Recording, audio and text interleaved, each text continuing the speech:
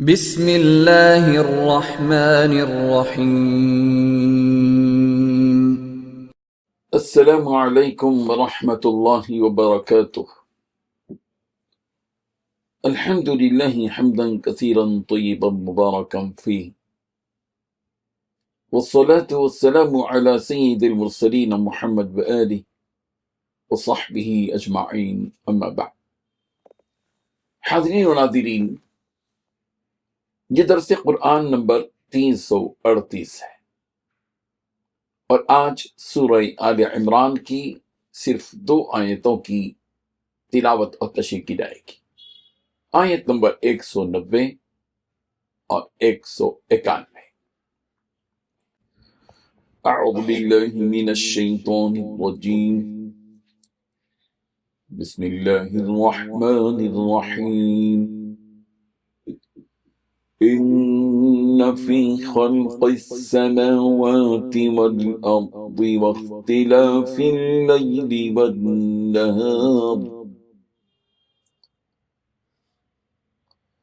واختلاف اللیل والنہار لآیات لأولی الألباب الذین یذکرون اللہ قیاما وقعودا وعلی جنوبہم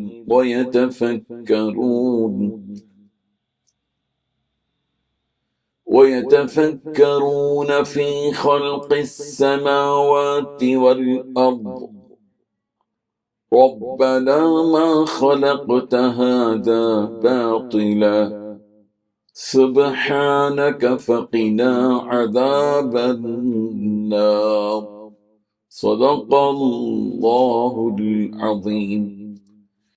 لفظی ترجمہ یوں ہے، اِنَّ بے شک، فی خلق السماوات آسمانوں کی پیدائش میں، والارض اور زمین کی، واختلاف اللیل اور بدل بدل کر آنے جانے میں رات، والنہار اور دن کے، لآیات البتہ نشانیاں ہیں، لأولی الالباب عقل مندوں کے لیے، الذین وہ لوگ جو، یذکرون اللہ یاد کرتے ہیں اللہ کو، قیاما وقعودا کھڑے اور بیٹھے، وعلی جنوبہم اور اپنے پہلوؤں پر، ویتفکرون اور غور کرتے ہیں، فی خلق السماوات آسمانوں کی پیدائش میں، والارض اور زمین کی، ربنا اے ہمارے رب، ما خلقتا نہیں پیدا کیا تو نے، ہادہ یہ، باطلاً بیکار بے فائدہ، سبحانک تو پاک ہے، فقنا تو ہمیں بچا دے، عذاب النار آگ کے عذاب سے۔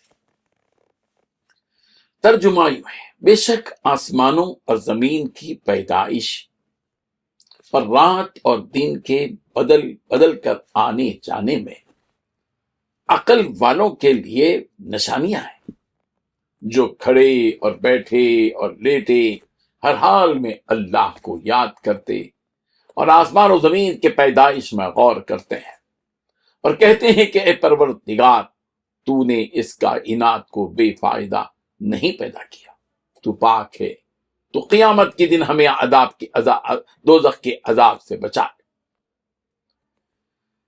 ان 2 آیتوں میں 3 باتیں بتلائی گئی۔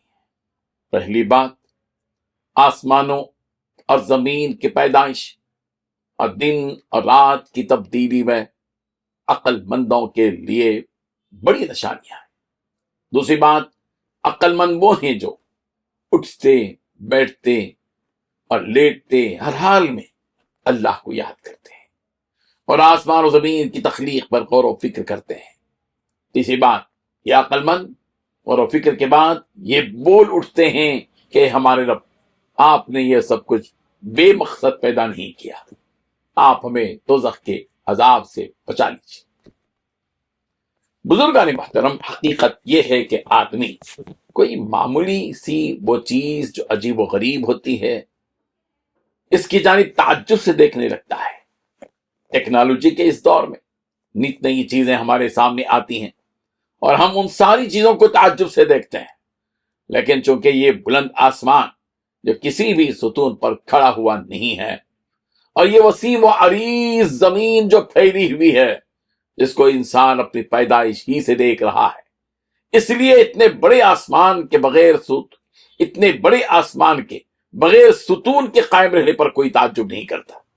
اور یہ دن کا رات میں بدل جانا اور یہ رات کا دن میں بدل جانا، یہ حقیقت میں حیران کن بات ہے۔ منٹوں میں سارا ملک اندھیرا ہو جائے اور منٹوں میں سارا ملک روشن ہو جائے۔